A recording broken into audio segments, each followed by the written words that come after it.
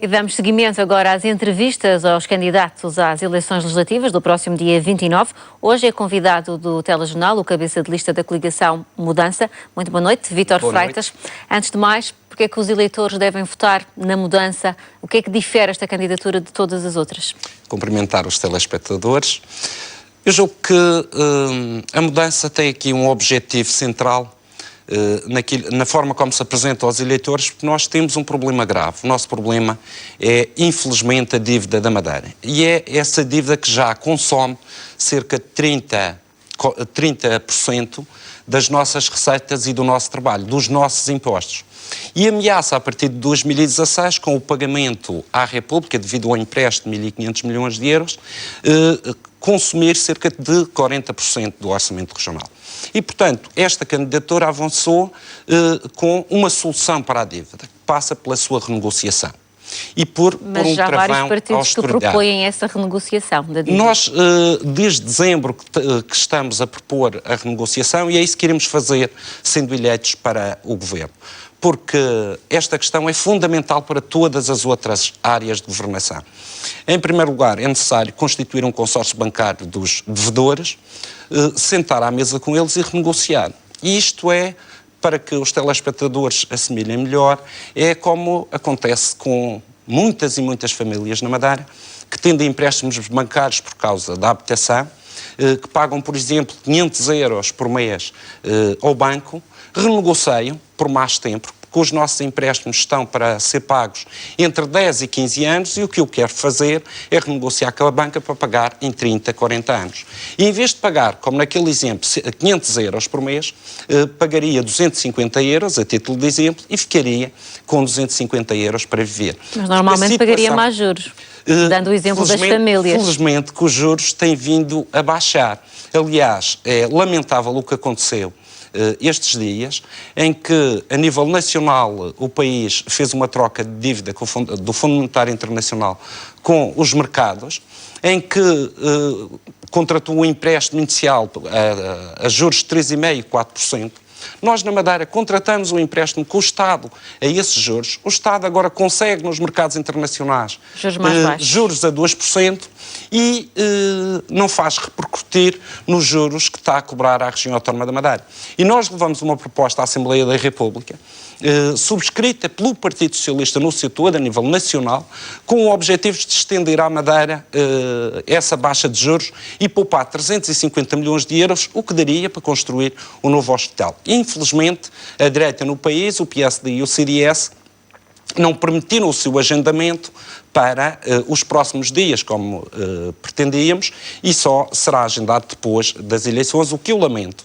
Porque o que se trata aqui não tem nada a ver com as eleições regionais. Tem a ver com a governação da República, de estender à região autónoma da Madeira aquilo que é uma diminuição de juros, e não podemos ser nós a pagar juros mais altos e a financiar o Estado Central.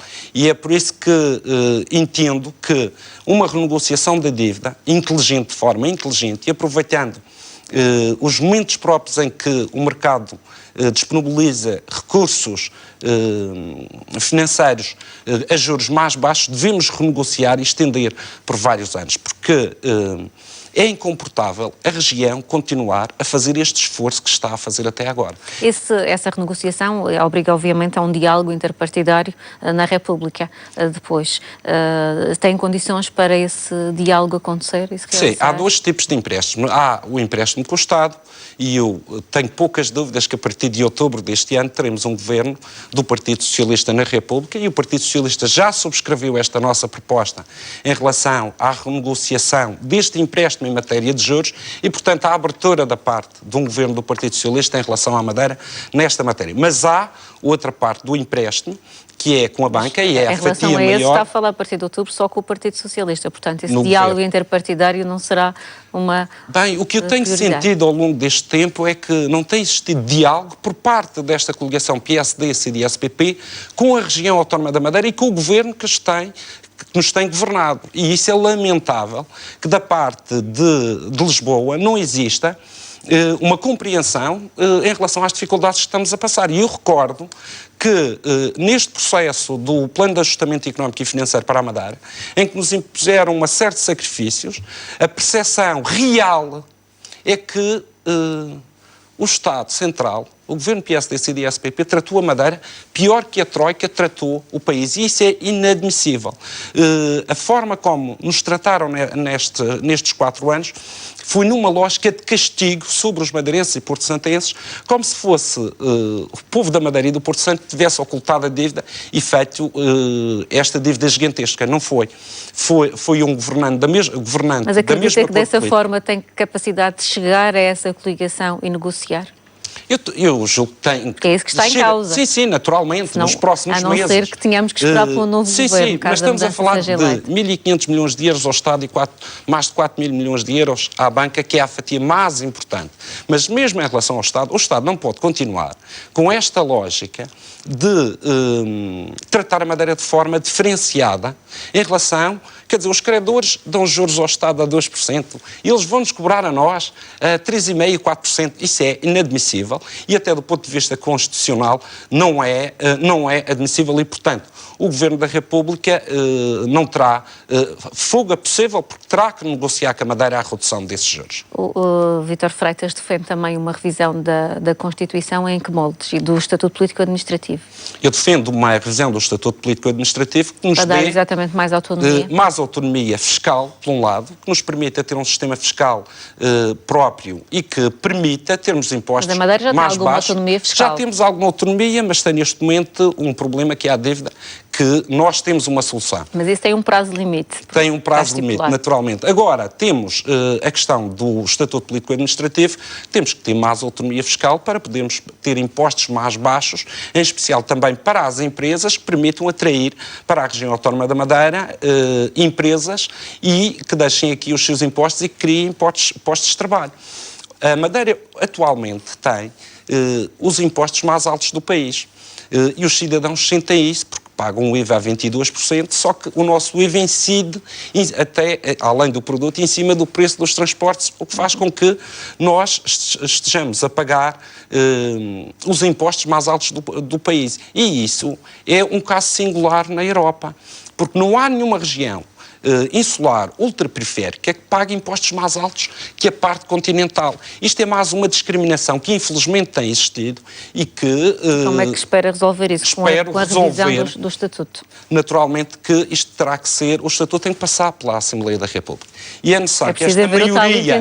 Não, tem que existir a saída desta maioria de cena, de uma maioria de direita, que olha para a região autónoma da Madeira desta forma... A coligação Mudança, no meu entender, terá de governar com base naquilo que existe. Naturalmente, mas a duração dos mandatos são de 4 anos. E este governo tem mais 4, 5 meses de vida, disso não tenho a mínima dúvida. E, portanto, o Estatuto leva algum tempo a ser discutido na Assembleia Regional e a ser enviado para a Assembleia da República. Quando lá chegar, este governo já não vai lá estar. Disso não tenho a mínima dúvida. Mas, mesmo assim, é necessário consensos com outros partidos e outras forças políticas que, estando na oposição, e espero que o PSD e o CDS-PP, a partir de outubro, ocupem esse lugar na oposição, estejam já abertos para olhar para a região autónoma da Madeira de outra forma.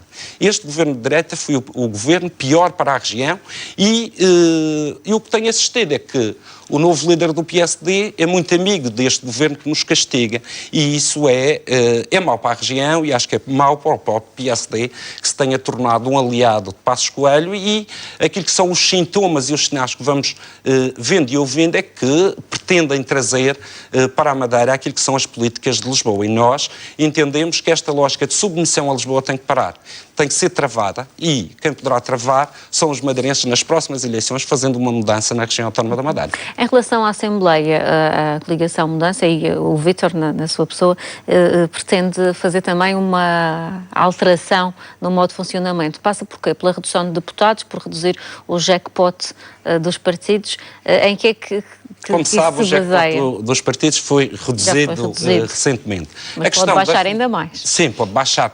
Em tudo na vida pode-se baixar. Mas isso é uma questão que será discutida naturalmente com a abertura do Parlamento novamente. Há questões ali que devem mudar. sendo Presidente do Governo, eu irei à Assembleia de 15 em 15 dias. Não farei como é a prática corrente da direita de não ir à Assembleia Regional. Nós temos o candidato atual do PSD já disse que também irá à Assembleia. Mas não é esse candidato que também diz que está disponível para que os partidos da oposição falem no dia da região, mas no Funchal, quando era Presidente de Câmara, nunca permitiu que um partido da oposição falasse no dia da cidade do Funchal. Portanto, promessas levas o vento e nós conhecemos, sabemos o que é que tem acontecido. A sua é garantida, é uma promessa garantida. A minha é garantida. Aliás, nós já por diversas vezes tentamos que existisse na região autónoma da Madeira um arejamento político. E esse arejamento político deve-se refletir no dia-a-dia da Assembleia Regional. E não podemos ter comissões à porta fechada em que a comunicação social não possa lá estar. Não podemos ter atitudes de uma maioria, seja ela a atual ou seja uma maioria da mudança no futuro, que trava as comissões de inquérito e que não permitam a fiscalização. É por isso que surgem depois surpresas mais transparência, de dívida oculta. É necessário haver mais transparência e é necessário existir uma lei de incompatibilidades à séria naquela Assembleia, e nós vamos criar essa lei para impedir que determinados deputados que acumulam funções como empresários ou então como advogados estejam na Assembleia a preparar leis que depois venham a beneficiar na sua vida profissional. É necessário separar de uma vez por todas os negócios para um lado, a política para o outro. Porque muitos orçamentos ao longo deste ano, muita da estratégia de desenvolvimento da região foi condicionada por pessoas que tinham um peso dentro do partido do poder e que iam condicionando. E, infelizmente, neste momento, essas pessoas continuam dentro do atual PSD. E isso...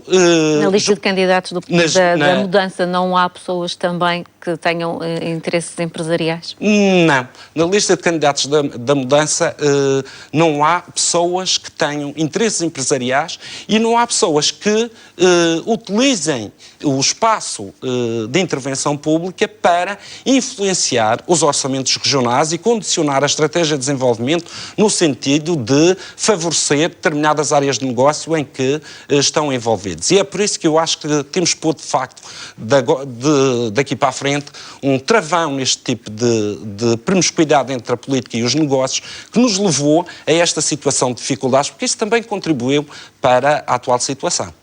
Temos 3 minutos de entrevista, mais ou menos, que nos faltam.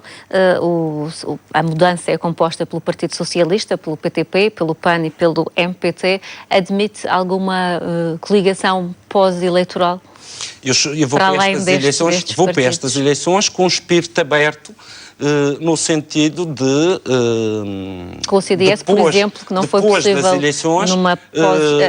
depois das eleições e de vermos os resultados eleitorais, e o nosso objetivo é claro, é ter mais um voto que o PSD, não quer dizer que se tenha a maioria, e naturalmente estou aberto para que partidos que, olhando para o programa de mudança, que aceitem renegociar a dívida da Madeira, travar a austeridade, diminuir a austeridade, baixar impostos, ter medidas sociais como as que temos, nomeadamente um complemento solidário para o idoso de 50 euros, como já existe nos Açores há dezenas de anos, o abono de família ser majorado na Madeira através do orçamento regional em 12 euros, porque há muitas famílias em dificuldades.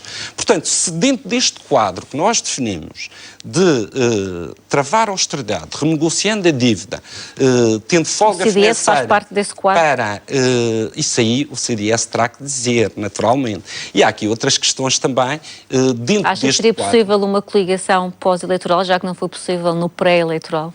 Eu julgo que é possível todos os cenários, desde que exista da parte desses partidos a abertura para que se fixe um quadro. E nós não vamos fugir àquilo que definimos em matéria de coligação-mudança, que é travar a austeridade.